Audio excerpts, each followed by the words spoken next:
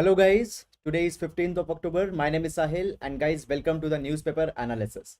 Friends, into the today's video we will be taking up the comprehensive analysis of the articles that are relevant for the UPSC examination. Guys, first of all, today as it is 15th of October, there will be no edition of the Hindu newspaper. Okay, so we will not be able to see the Hindu today as it has not been published onto the Ayodhya Puja, which is a holiday. So guys, today we will be taking up the articles from the Indian Express explained section, as well as also we will be taking up some editorials from the Indian Express in order to compensate as the Hindu has not been published today. So first of all, let's see the overview of the articles that we are going to take up. So guys, this is the Indian Express explained section, and the first article, it is talking about the rush of new investors and market veterans concerns. So guys, as the Sensex and the stock market is basically going up high, so into that capacity, the investors, what they need to keep it into the mind, it has been said. Now with respect to the UPSC, nothing very much relevant substance has been given. It is just a kind of an investing advice that is there. Fine. Then moving to the below article, BSF powers and jurisdiction. Now guys, into the states such as the Punjab and the West Bengal, a new controversy has been developed where the power of the BSF has been increased. So we will see that what has happened and whether this particular development is something which is bad or whether it will be something good. So that is this. Then guys, below article, custom duty waiver onto the edible oil import. So but what has happened right now, we have seen that onto the edible oil the prices have increased a lot. So the central government has decided that the custom duty that was imposed when we were importing the edible oil, that will be waived off in order to ease off the prices. So guys, this is just one liner concept that has been explained. Apart from this, it has been explained that okay, how many tons of consumption is there into the different state, what is the price and all such kind of things, which is not at all important for the examination. Fine. So this is just one thing that was provided. After that guys, moving on, now this particular editorial, it is talking about the reforms that is needed into the bureaucracy, and with respect to the GS paper number 2 as well as 4, we will be seeing this particular article. Then guys, further the speeding up again into the GS paper number 3 infrastructure, this particular article we will be seeing it up. So guys, these are some of the relevant articles that are today. Now let's discuss them one by one into the detail. Now guys, starting up with the GS code for today. So today we will be taking the GS code from the revolutionary leader, the Bhagat Singh.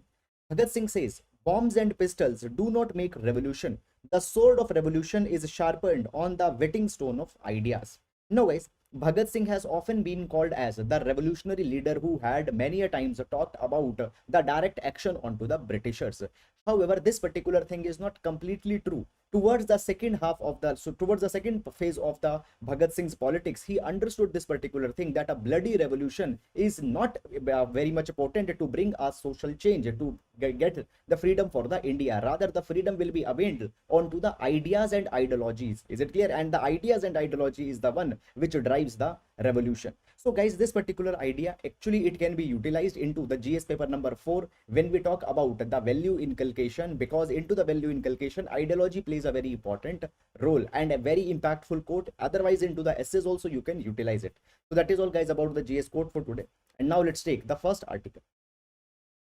Now friends, the first article, that is the BSF power and jurisdiction. Now this particular article will be important for our GS paper number 2, issues related to the federalism, as well as into the GS paper number 3, the internal security. Also it will be important because within the internal security, the paramilitary, central police forces, paramilitary forces, etc. has been mentioned.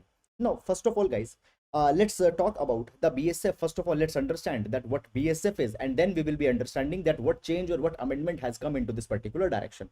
First of all guys, the BSF, okay, that is the border security forces. Now the BSF, it has been created into the aftermath of 1965 war that we happened with the Pakistan, and into the 1965 war it was exposed that the boundaries particularly with the Pakistan are very poorly guarded, and into that the state police was not able to give a response. So in order to guard the boundaries with the two countries, that is for the Pakistan and Bangladesh, a kind of a new agency was created and the BSF came into the existence. Now when we talk about the BSF gets its powers from the Border Security Forces Act of 1968, and basically the BSF has three kinds of power. It can arrest, it can search, and it can make the seizures. And this arrest, search and seizure power it can exercise onto the matters under the CRPC, that is the Criminal Procedure Code, the laws related to the Foreigners Act, Passport Act, forex laws such as the Foreign Exchange Management Act, onto the Customs Act, onto the NDPS Act and Arms Act. It has the power. It can make the search, arrest, and seizures. Now, guys, the basically arrest can be made, but finally the person will be hand over to the state police. So this is a procedure into which the BSF works. Guys, BSF is one under the 5 central armed police forces that we are having, and these 5 central armed police forces, they come under the jurisdiction of Ministry of Home Affairs, which is a parent organization. Which are the entire 5 CAPF Central Armed Police Forces? They are the BSF, they are the CRPF, that is the Central Reserve Police Forces, ITBP, Indo-Tibetan Border Police, SSB, Shastra Seema Bal, and the CISF, that is the Central Industrial Security Forces. So these are the 5 CAPF. Now, guys, what has happened? Basically, first of all, I will tell you that why into the first hand the BSF was given the power for the search, seizure, and arrest. See, way back into the 1965, the border areas, they are very less or very sparsely populated, and if there is any kind of a crime or any kind of a trans-border crime that was being happened, so to reporting the police, it used to take a lot of time. So therefore, such kind of search, seizure, and arrest power was given to the BSF at that point of time. Now, guys, what has happened presently? Basically, the Ministry of Home Affairs had come out with a gazette notification, and with that gazette notification, it had said that now the BSF's operational jurisdiction can be up to 50 kilometers inside the international borders into the states such as Punjab, West Bengal, and Assam. And particularly the Punjab and West Bengal are the 2 states which are protesting that why the power has been expanded to the 50 kilometer. At the same time, guys, the Gujarat's jurisdiction, which was up to 80 kilometer, it has been reduced to 50 kilometer. So basically, this extension up to 50 kilometer is not liked by the state. Guys, in order to give you a better understanding, let's first of all see that what are the actual areas into which the BSF has the jurisdiction. So basically, right now, today, as of 2020, the BSF, it can operate into the entire state of Manipur, number 1, number 2, Mizoram, then Tripura, Nagaland, Meghalaya, then the Union Territory of Jammu and Kashmir, and Ladakh. Into these areas, the jurisdiction, complete jurisdiction is there. After that, guys, it also has the jurisdiction up to a belt of 50 kilometer. Up to 50 kilometer into the Gujarat. Earlier, it was 80 kilometer into the Gujarat. And then up to 50 kilometer in Rajasthan, Punjab, West Bengal, and Assam. Is it clear? Now, basically, what has happened into this particular capacity, the state government are now criticizing that the area has been increased to 50 kilometer. What are, first of all, let's see the criticism of the state government. Number 1 criticism is this, that it is going against the federalism. Why it is going against the federalism? Because actually the law and order, it is a state subject, as well as the police, it is also a state subject, and the police has been given the responsibility of law and order. Now, as the jurisdiction of the BSF has increased, and under many of the acts they can make the search, seizure, and arrest, it has been said that it is a breach into the federalism. The central government is taking the power. Why? Because, guys, at the end of the day, who is the parent organization of BSF? It is who it is the Ministry of Home Affairs. So it is going against the federalism, number 1. Number 2, guys, it has been said that it is nothing but just a attitude of high heavy-handedness of the center that can be seen into these particular kind of actions. So therefore, it has been criticized. Thirdly, guys, it has been said that when the jurisdiction of BSF was increased up to 80 kilometer into the Gujarat, at that point of time, the Prime Minister, who was the Chief Minister then, he himself criticized this particular idea. Then the fourthly, it has been said that, guys, even the 15 kilometer jurisdiction that was earlier there, even that 15 kilometer also the BSF has not earlier acted. So how, or what is the reason, or what is the rationale of extending it to 50 kilometer when they have not earlier acted in this 15 kilometer as well? However, guys, at the same time, there are certain justifications also that come that why this particular move was needed or why it is good. Number 1 justification into this particular direction is this, that see, many a times there are the transnational crimes that are happening. For example, from Pakistan, there is the drug that is being trafficked into the India. Now, if basically the jurisdiction of the BSF is not there, every time they had to report it to the police, and the time the police will be coming for the arrest, the people who were doing this traffic, they will run away. After that, guys, the second thing it has been said that man basically in order to enhance the efficacy of the BSF, this particular step will be helping them. Is it clear? Then, guys, thirdly, it has been said that many a times it has been seen that the 15-kilometer boundary is not that much, and very less time the criminals they can go above beyond this 15-kilometer boundary, and then that matters become very much troublesome. So this particular thing will further be enhancing the jurisdiction of the and the operational efficiency of the BSF. So this is, guys, all about this particular thing. Now, whether it is good, whether it is bad, it is just a kind of a subjective thing. Into the name of national security, this thing is good. However, in the terms of federalism, this particular thing has been criticized. That is all, guys, about this particular article. I hope you have understood it. And now we'll move to the next article. A stronger and finer frame. Now, this article taken from the editorial of the Indian Express, and guys, it is talking about the reforms that are needed into the bureaucracy. Now, see, this particular topic will be important for our GS paper number 2, that is the role of the bureaucracy, okay, as well as GS paper number 4, the reforms into the bureaucracy. Again, this article can be important. Now, first of all, understanding the context. Basically, guys, it has been said that first of all, there are certain expressions that you can use whenever you are writing onto the questions related to the bureaucracy or the civil services. Sardar Patel, he had called the bureaucracy as the steel frame of India. Why he called bureaucracy as the steel frame of India? Because the steel, it has a distinct resilience. Whatever pressure you put onto the steel, steel is so flexible that it can hold that pressure. Now the bureaucracy has been compared with the steel frame because there is so much pressure of development, aspiration, removal of injustices, but the bureaucracy is able to perform. So therefore the bureaucracy has been called as the steel frame of India. And guys, it has actually worked also well into that particular direction. Occasionally there are some kind of allegations that are imposed onto the bureaucracy that it had become elitist, it is indifferent to the problems of the people, but largely the bureaucracy has worked fine. Now, guys, it is provided that up till the first 75 years it was good, but for the next 75 years we cannot rely onto the same bureaucracy. We need a new kind of bureaucracy that is proactive, imaginative, technology saving, and enabling bureaucracy. Is it clear? So some kind of bureaucracy reforms have been talked into this particular article that we will be seeing. First of all, guys, it has been provided that first of all, when we talk about the bureaucracy is very much different from the private sector. It is a kind of an organization that has been created by the Constitution of India. It is bound by multiple rules, multiple laws, multiple procedures, and because of that, first of all, the bureaucracy, from it we have a lot of expectation, and it is the primary institution of the social justice. Okay, the private sector is not that, but the bureaucracy is the primary institution of social justice, so we will always be concerned about it. First of all, there are certain, guys, myths that have been bursted by this particular article. Often we say that the bureaucracy is over bloated, it is overstaffed, and because of that thing, the bureaucracy is turned inefficient.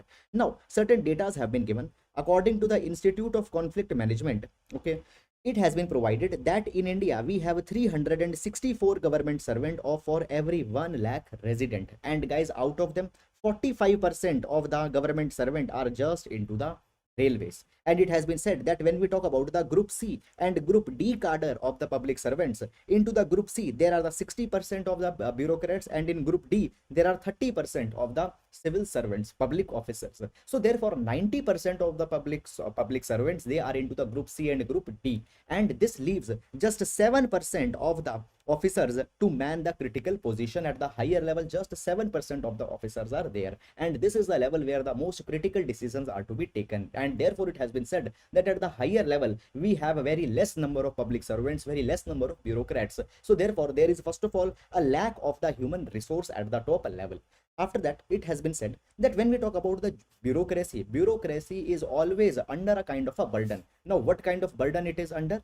First of all, there is always extensive judicial overreach that is there into the India. Now, the judiciary, they can anytime they can pull the bureaucrats that they had either done a very less of action or they have done a lot of action. So that's judicial overreach, and the burden of that particular judicial scrutiny is always there into the mind of bureaucrats. Then next thing that has been provided that often the bureaucrats, they have to work with the short-sighted political executive which just sees their populism and just see their short-term benefit. So that is the second problem that the bureaucrats are always fixing.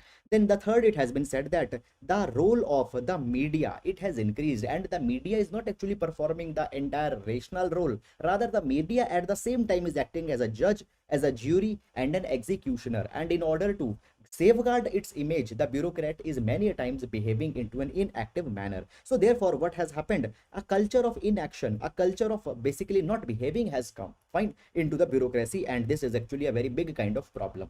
Then the next thing that has been provided, that basically bureaucracy today has become more focused with the end result. The processes etc are not important. However, there are certain areas where the bureaucracy has been given much of the level, much of the playing field, much of the canvas has been given, and it has been said that you focused basically onto the justice of the particular process. And guys, we can see that actually certain areas such as the Bharatnet, okay, recapitalization of the banks, okay, after that distribution and transmission sector, privatization of space, these are certain sectors which are moving.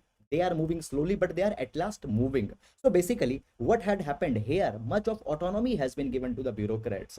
Bureaucrats has been given a wide canvas, and therefore the slow reform, but the reform is there. But guys, in other areas there is no reform that is coming. So basically, it is said that you need to give the wider canvas to the bureaucrats. You need to give such kind of skills that the bureaucrats are not fearful to take all the actions. Into this particular capacity, there are certain reforms that have been suggested. The first reform that is there is that, first of all, you need to come out with such kind of measures that all the time the punitive actions should not be taken against the bureaucrats. Now see, basically for the purely economic decisions, the actions have been taken against the bureaucrats. Let's say guys that there is a public servant who had actually taken an economic decision. Now that economic decision has led to some kind of a loss. Now for that particular decision, he will be arrested. You don't need to do this. Rather see that into this particular action, whether he had received some kickback, whether he had received some money. So just for the kickbacks, you need to arrest, not just for the bad economic decisions you need to arrest, because many times the people, the humans, they are prone to many of such kind of limitations, and they can do that thing. After that, it has been said that we need to enhance the lateral entry for the 15% of the positions into the top ranks. The seats are needed to be reserved by a lateral entrants. Guys, what is this lateral entry? Lateral entry means directly appointing the bureaucrats at the medium level or the top level manager position. Okay, the lateral entry has been suggested by the Niti Aayog into their 3-year action agenda of 2017, and basically it has been suggested by many other bodies also. So therefore, the lateral entry at the position of joint secretary, additional secretary, we need to introduce. Then the next thing that has been provided, that there are certain areas such as the bank bad recapitalization, okay, new development credit institutions on which the government is working. Okay, basically there are many areas such as the climate, areas pertaining to the climate change, areas pertaining to development of renewable energy, electricity vehicles. These are certain areas where we need the specialist officer, we need the officers having the domain knowledge. And when you see the nature of the civil services, it is a kind of a generalist service. So therefore, what we need to do, we need to bring the lateral entrants here, we need to bring the experts, domain experts, so that they can efficiently handle these kind of areas. So lateral entry is a solution as suggested by this particular article. However guys, if we go a little bit beyond the scope of this particular article, many a times the lateral entry has been criticized also. It has been said that by lateral entry, the nepotism and the favoritism will come here. Whosoever the government likes, they will be bringing here by the lateral entry. After that, it has been said that into the lateral entry there will also be a problem. The people which you are bringing from the private sector, they had a mindset of efficiency, profitability, but the public services, it has another mindset is needed, that is the mindset of welfare. Then the next thing that has been provided into the article is that the recruitment procedure is needed to be changed. Now guys, when we see that the interview, which is the final stage into the UPSC examination, there just 30 to 35 minutes are being spent by the candidate, and we are declaring that whether he is suitable or not. Now this kind of approach will not be working. There is a process where considerable time is to be spent with the candidate, okay, and the psychometric test also needed to be done in order to determine that who is having the aptitude for the civil services. So this is another reform that is suggested. After that, it has been said that after 15 years of services, there needs to be a mandatory evaluation process to see whether the civil servants, they are suitable to continue or not. If they are able to continue, then fine. If they are not, then they need to be given some kind of a salary and they need to be retired prematurely. Then the next thing that has been provided is that right now the world is evolving. For example, the internet of things is coming, the fourth industrial revolution is coming. Into this particular capacity, we need a technology enabled and productivity driven bureaucracy. So therefore, onto the enhancing the skill set, technological skills, we need to work. And basically only by working into this particular direction, India can hope that a $5 trillion economy dream can be achieved. So guys, that is all which has been provided into this particular article. I hope that you have understood it. That is all. And now we'll move to the next article. Now, this article, speeding up, guys, it has been taken again from the Indian Express, and it is talking about the Gati Shakti digital platform and the Gati Shakti initiative which has been announced. So therefore, it will be important for our GS paper number 3 under the topics related to the infrastructure development. Now, guys, seeing this particular article, first of all, let's understand that what has happened already. Guys, by the way, the day before yesterday, we have taken up this particular entire initiative when it was launched. So the PM Gati Shakti National Plan for Multimodal Connectivity has been launched by the Prime Minister. Now, under this particular project, what has been the idea? Idea is this, that infrastructure development is happening across many of the ministries, many of the department. To be precise, guys, there are the 16 ministries and the departments which are working on to the different aspect of the infrastructure development. For example, somebody is working for the road, somebody is working for the railways, somebody is working for the airport, somebody is working for the waterways. Now, all of these ministries and departments, they are working into the different kind of compartment. They are not connected with each other, and because of that, what is happening, many times there are the overlaps, many times there are the conflict, and the entire process of the infrastructure development has become inefficient.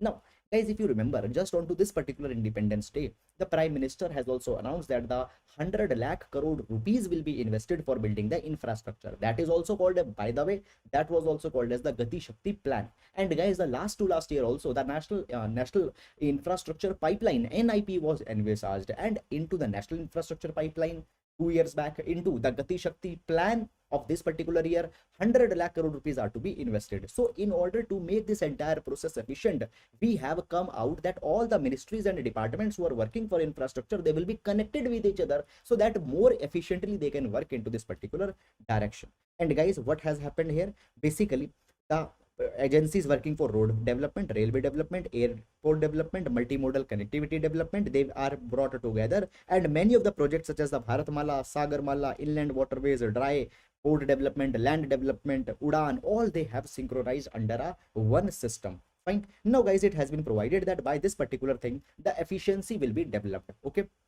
Basically, into the electricity transmission network, okay, into the cargo handling, into the cargo capacity, ports, railways, the capacity will be developed. Moreover, guys, many new of the infrastructure projects will be taken up now collectively, such as the mega food parks, defense corridors will be developed now collectively, the electronic manufacturing clusters will be developed collectively, and into this particular thing, the infrastructural shortcomings we will be able to meet. Moreover, guys, as the infrastructure conditions will be improved into the India, what will happen? The logistic cost, the basically transit cost or the transportation cost in India also will come down. Here a reference has been given. There was a report that was published by the CII, that is the Confederation of Indian Industry, and the Arthur D. Little, and it has been said that the logistic cost or the cost of moving one particular container from A place to B place is very much high into the India. It cost around 14% of the GDP into the India. At the same time, it just cost around 8 to 10% of the GDP into the US and Europe, and just 9% of GDP into the China. Now, guys, whenever the internal transit or internal transportation will be cheap, what will happen? The export competitiveness of your goods will be high. Why China's goods are so competitive? Because, guys, their logistic sector, they had developed very good. Infrastructure is very much good. So therefore, transporting a product from A place to B place will be less expensive. Now by this particular guys, what will happen, we will also be able to reduce our logistics cost because the infrastructure creation will happen efficiently and effectively.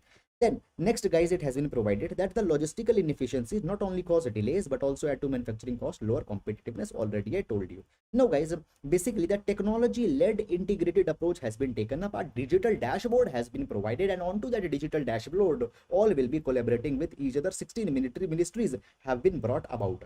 Now that is all good thing. However guys, at the end, that it basically this particular initiative, whether it will be successful or not, it depends on to the implementation of this particular scheme. Guys, into the India there is no dearth, there is no lack of good schemes and initiatives, rather there is a lack of the convergence and the implementation. Basically the different ministries and departments, they have different kind of ministers, different kind of mindset. So even after coming this, bringing this particular thing, whether actually will they will be coming onto a common drawing board, that is the Herculean task. And into that capacity, the Prime Minister's office directly, as well as the senior level bureaucrats, need to take a kind of a kind of a responsibility, and they need to make sure that it should be successful. However guys, it is too soon to assess that whether this thing will be successful or not. We needed to wait and watch into the times to come. So guys, that is all about this particular article that has come. So guys, that is all for the today. Okay, other articles into the Indian Express are not that much relevant, so we have not taken it up. Okay, so that is all for today, and guys, from tomorrow we will further be taking up the analysis of the Hindu also, as it will be published tomorrow. So guys, that is all for today. Guys, I hope that you have liked our initiative. Guys, if you are liking it, please do hit the like button, because guys, that thing is very much crucial to increase the engagement and for the viability of our program. Please do spread the initiative also, because it keeps us motivated and it keeps us to make new content. So that is all for today. Thank you so much guys, keep well. And today there's the occasion of Dashera, so guys, I wish happy Dashera to all. The most important thing that is to be learned from the occasion of Dashera is that we always need to aspire that the goodness should prevail over the badness. Okay, so you also should work onto that particular direction. And I guys, I wish you